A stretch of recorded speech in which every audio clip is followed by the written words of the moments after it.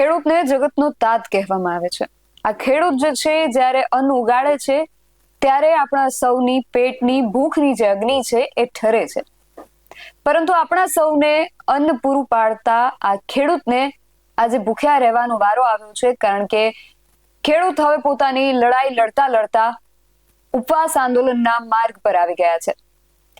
કોંઢ સહિત 10 થી વધુ ગામના ખેડૂતો આજે પ્રતિક ઉપવાસ આંદોલન પર બેસી ગયા છે।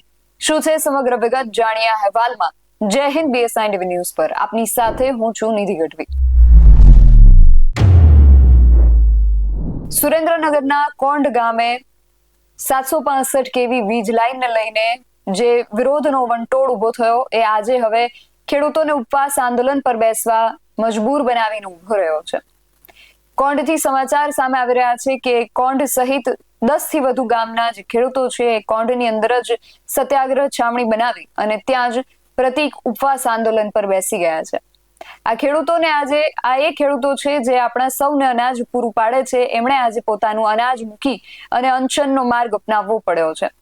આ ખેડૂતો એમની માંગણીઓને લઈને છેલ્લા કેટલાય દિવસોથી વિવિધ રીતે વિરોધ પ્રદર્શનો કરી રહ્યા હતા। અગાઉ એમણે રાજકોટ સ્ટેટ હાઈવે જો હતો એને ચક્કાજામ કર્યો હતો, પરંતુ ત્યારે પણ 20 થી વધુ જે ખેડૂતો હતા એમની અટકાયત કરવામાં આવી હતી। સાંજના સમય પછી એ ખેડૂતોને છોડી મૂકવામાં આવ્યા હતા, એટલે હવે ખેડૂતોએ શાંતિપૂર્વક વિરોધનો માર્ગ અપનાવ્યો છે અને કોંઢની અંદર જ આ જે ખેડૂતો છે એ પ્રતિક ઉપવાસ પર બેસી ગયા છે અને આ જે ઉપવાસ છે અચોક્કસ મુદતના ઉપવાસ પર આ ખેડૂતો બેસી ગયા છે। સૌથી પહેલા તો કોંઢથી જે દ્રશ્યો સામે આવી રહ્યા છે તેના પર એક નજર કરીએ અને ગઈકાલે કોંઢના જે યુવાન ખેડૂત છે એમના દ્વારા આ ઉપવાસ આંદોલનને લઈને શું જાહેરાત કરવામાં આવી હતી એ પણ સાંભળીએ।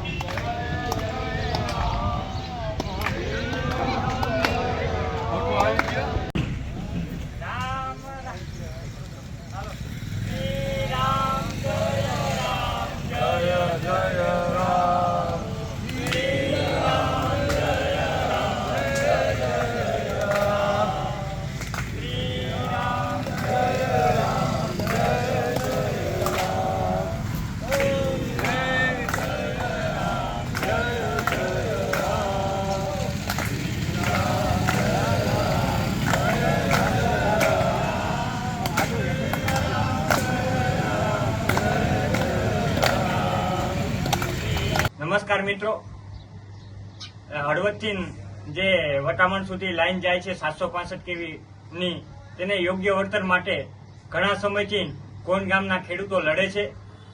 યોગ્ય વળતર નથી મળતા, તે માટે 6 તારીખના રોજ કોંઢ ગામે ચોકડી ખાતે તમામ ગામના અસરગ્રસ્ત ખેડૂતો અને તે સિવાયના ખેડૂતો પ્રતિક ઉપવાસનું આયોજન કરેલું છે।